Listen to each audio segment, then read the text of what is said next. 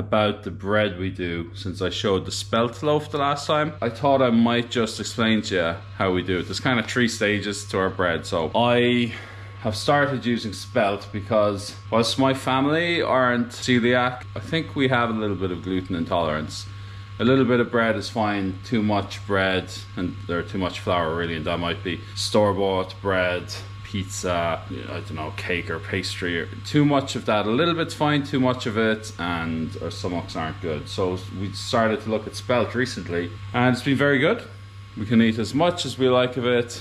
We don't eat that much, but we can eat as much as we like, and it's absolutely perfect. And then what we've also done a little bit further is to not use yeast and to use sourdough, and it's a little bit of a hassle, but I think it's much better for you. And it starts off with the sourdough starter. So the last thing I do before I go to bed is I mix in a little bit of feed into this. So I'll use it in the morning. I'll empty the whole contents, I'll show you in a minute, the whole contents into a bowl, and there's enough starter in there to get things going again at night time.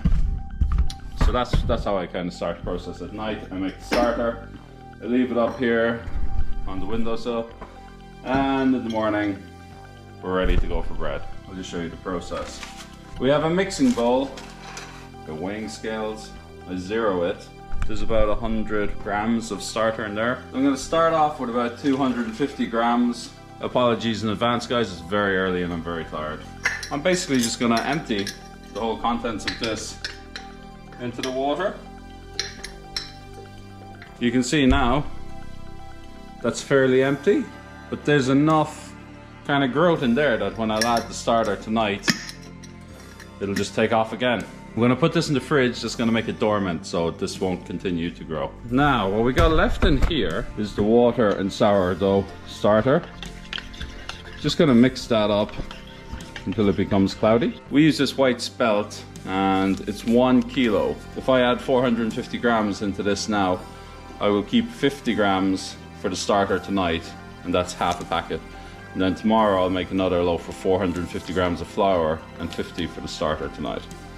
So it kind of works out for us. And I'm gonna go for about half. And then all I'll do, Spelt I think I mentioned before, that you can use a kind of a fold and pull technique instead of kneading it. But just to get it started, just mixing like this seems fine. We just want to make sure all of the flour off the side is in and give it a little bit of a stir every 30 minutes for the next hour or so. And then basically I will let this rest overnight. Now I've done it in the morning just to show you. I would usually make this at about 4 o'clock. Every hour or so I'll just give it a knead. In the evening then I will empty this into one of the Bannatyne containers. This sort of a wicker container, and what that'll do is that'll kind of shape it and allow it to prove what's taking out moisture. I find if I let the sourdough kind of rise in a bowl like this, it just sticks to the side. So these containers are very good. So when you come down in the morning, that's kind of what you're looking at. So I'm going to cook that now. I'm going to cover this up and I'll maybe cook this in the afternoon. And we'll now pop the bread into the oven. Full whack, which is about 260 degrees in this, for about 35 minutes. Now, once the bread comes out, I'm going to use the residual heat to make some fresh Irish scones. They'd be lovely to have in the afternoon as a break from work. We're testing a lot of things.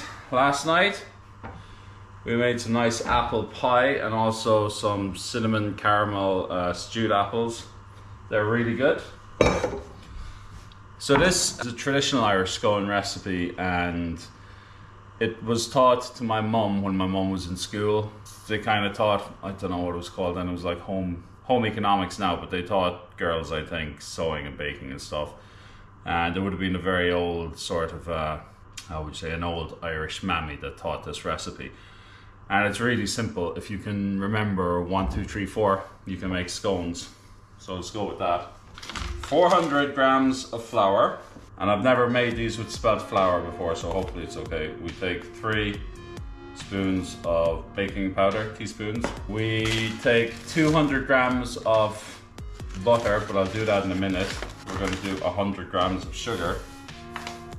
So that's 400 flour, 3 teaspoons of baking powder, 200 grams of butter, and 100 grams of caster sugar. 1, 2, 3, 4. So the butter in Ireland is probably the same for you guys. Has it has 25 gram increments on the side, so 200 grams is pretty easy to check. 199. Part of it being a traditional Irish recipe is that you would normally, especially on the weekends, if your mum wasn't working, you'd always come down to bacon every morning. Things were done fresh. If your mum was working, it would be on the weekends and that stuff. But you would usually in an traditional Irish household, you'd wake up to the smell of baking in the morning. So that's something that we want to get back to as well, and kind of limit the sort of foods that we purchase. So we're looking for little lumps of butter about that size. So you got to be careful not to handle it too much, or you will melt it. This has to be cold, this butter. Now it makes sense to add the sugar first. Some people you'll see, they don't add the sugar when they make scones until the end. The sugar actually acts as an abrasive sort of sandpaper to help with the next stage.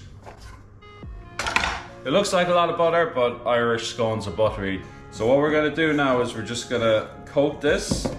It's gonna help stop it sticking to your fingers. And you wanna make kind of a crumble. You wanna get a little bit of flour, a little bit of butter, and you wanna start to squeeze them together.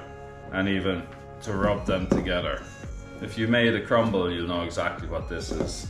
We're gonna be making these scones with nothing in it. I think that's probably the way I would have had them growing up. You can have them completely different all over the country. Everybody makes their own version of traditional Irish scones. But if you have nice produce, like we got great honey now from Claire, we got great jam that we've started to make. We're just testing a few recipes. And you know, the flavors then speak for the scones. We don't need to add anything. But scones, traditionally you'd find them with raisins, sometimes with orange peel. You would find them with maybe some dried fruit. Some places you might find them with cherry. Some more modern places you can find scones with raspberry, blueberry, and even you can get savory scones with like spinach or something in it. But for us, we're gonna keep it simple. Simple is best in this scenario. You guys have given us some really amazing suggestions of things to cook. I want to thank you for that. It's been brilliant for us to cook it, especially the more traditional ones. I love when you guys will make a suggestion for something traditional, because it kind of takes us down memory lane. It's really nice for us. And we always say it, we don't make the traditional food often enough. You know, I think you go through that in your life where you eat so much traditional Irish food from the Irish mummy and grandparents that you hit your 20s and 30s, you start experimenting with Italian, Greek, or French, and then you hit your 40s and later, and you're just taken back. So here we have a very nice scone, sort of a mix. There are still some lumps of butter, which could be broken down a bit, but to be honest, there's not that many. I say overall we're looking good. So continuing, we've come down 400 grams flour, 3 teaspoons baking powder, 200 grams butter, 100 grams sugar. We're gonna go back up now with 1 egg and maybe 200 grams of milk. So throw 1 egg in there, boom. And I'm not sure I want all the 200. I'm gonna bring it up to 200. So with the egg, that's maybe 150 ml. The reason I'm doing that is I'm not terribly sure how the spelt is going to react. Do I need more? Do I need less? So I'm just gonna add a bit. Actually, there's a lot there. I'm gonna add the whole lot. See how we go. So this is where your hands are gonna get dirty. Again, we just wanna start to try and form this into a bit of a dough. I have a wooden spoon. This is synonymous in Ireland with Irish mammies. When you're good, they be baking you stuff. And when you're bad, they be slapping you on the backside with it. If you're ever bad, in America, it's like, if you're bad, I'll tell your dad about it. But in Ireland, it's like, if you're bad, I'll get the wooden spoon. Kids were as good as gold at that point. Happy memories. I've never used a wooden spoon. I think I threatened my daughter with it once, and she was like, go on, I dare ya. And so, it's a generational thing. It doesn't really work with our generation. Yeah, I'd say this mix is a little bit wet.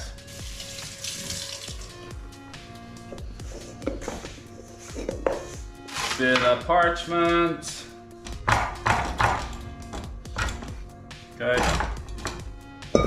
Now, what you should do, folks, you should have kind of a cutter to make lovely circles, but I don't have that.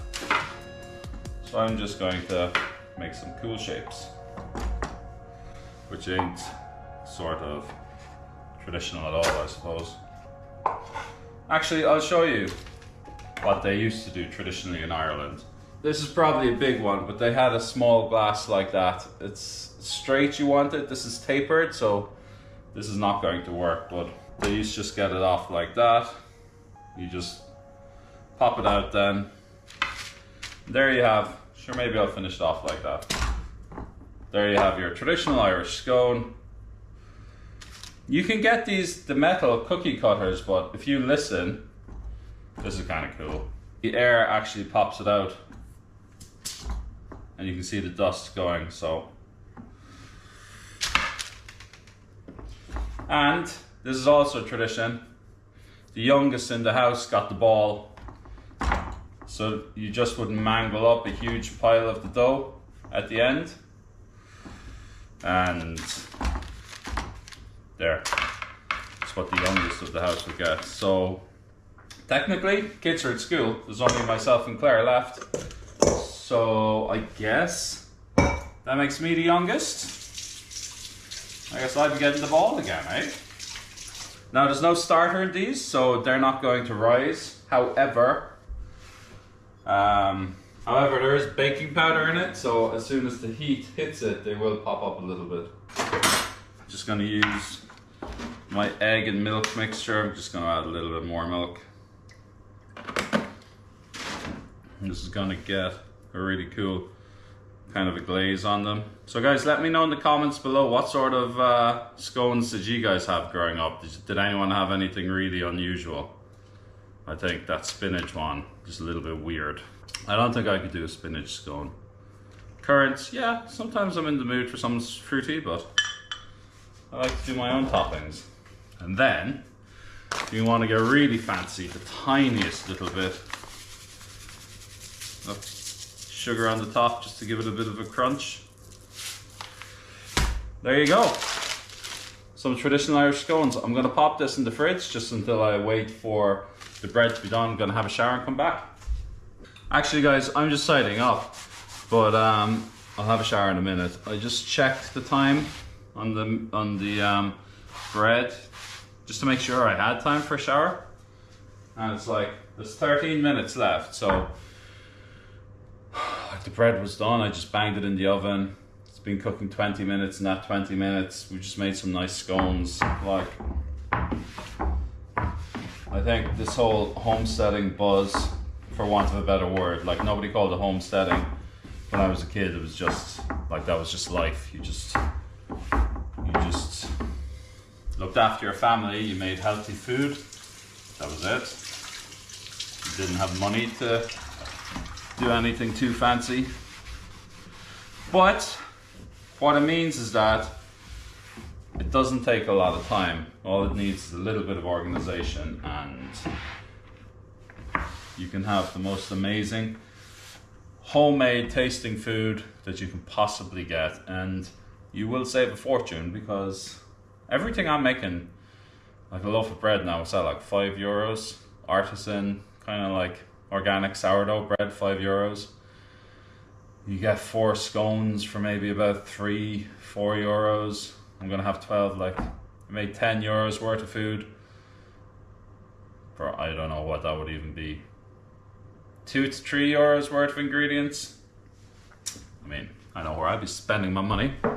Showtime. Right, just getting out of the shower, it was beeping. Let's have a look.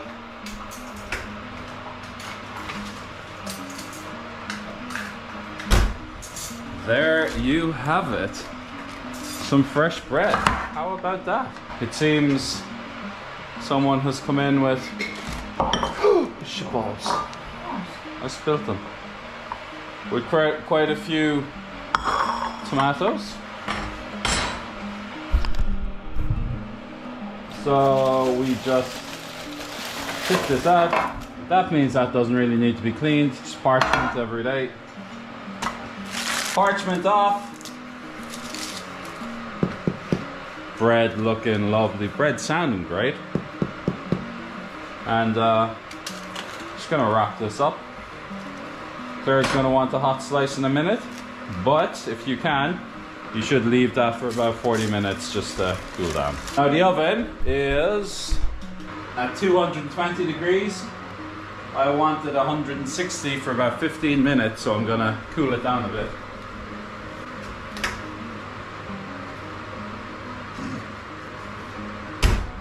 This is an ancient Irish technique.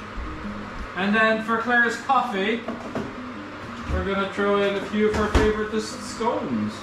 Favoritist. Like this. Look at that.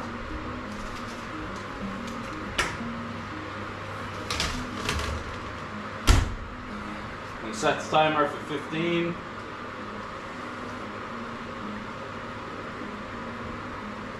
Get that down. Boom! Get in my belly. We'll come back. Look at that, guys. Some steamy bread. Amazing. That's the rest of yesterday's bread just being toasted. Having some boiled eggs. Breakfast of champions. Nice. I had a dream last night that they all died from lack of watering.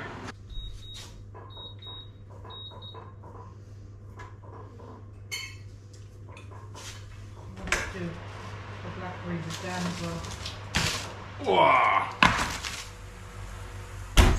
Right. So here are our scones. I reckon the Spelt made the mix maybe a little bit wetter, so if you're using plain flour it should work. If you're changing the flour, I think you might have to adjust it. And so these were wet, so they grew out. Normally a scone will grow up. This is a pretty perfect scone here. Nice base, nice top.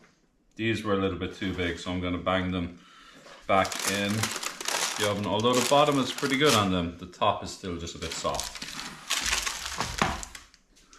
Let's go! Right. Oh, dearie me. So now, I have a cup of tea over there for my breakfast. We're going to have one of the most contentious issues in any Irish household. Is what are you putting on your scone? Gonna try it with this fella. Oh, it's very crumbly. The Spelt flour is quite delicate. So, I am very much a man that likes a lot of different flavors. So on one side of my scone, I like to put butter. On the other side, actually, did we say this already? Did I do a scone already, Claire? On the other side, I like to put jam. Claire is a weird sort of a creature. She likes to mix the two together. That's not my cup of honey. Oh gosh, they taste good. The Spelt is really powdery, Claire. It's weird. You know, it doesn't have the gluten to hold it all together. So it makes it real crumbly. So folks, in my mind, that is a thing of beauty. So you're sitting down, you're having your tea, you're like, oh, let me try a bit of butter. I was like, oh yeah, that's lovely. You have another sup of tea, and you're like, this time I'm going to try a little bit of jam. Mmm, delicious. Whereas people like Claire, she just mangled the whole lot together, so it's all going down the same way, and it's not like me, seasoned. I have an exquisite taste. I like a bit of this, a bit of that. Ain't that right, Claire? Let's give Claire a little taste. Hold it. Do your hair. Now, Claire, because you're on camera, you're being forced to have either butter or jam.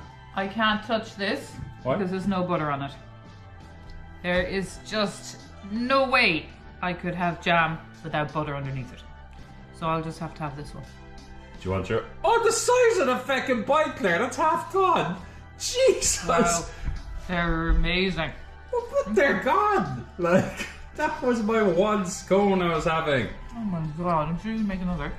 Well, I got 10 in the oven, like. Jesus. Please let us know if you have to have butter under your jam. Or whether I'm just really strange. Do you think there's a deviant that has butter on top of jam? You No, don't know. I'm trying to think of what my dad used to have. He'd have butter, jam. Sometimes he'd have something else on top. Cream. No, what did they used to mix? Oh, jam and peanut butter. What? Jam. Exact. Rooney Jam and peanut disagrees strongly. What? Jam and peanut butter. Anyway, let us know down below. I can't believe you ate half of it. I'm gonna take this far away from Claire and enjoy it. I'll catch you guys later.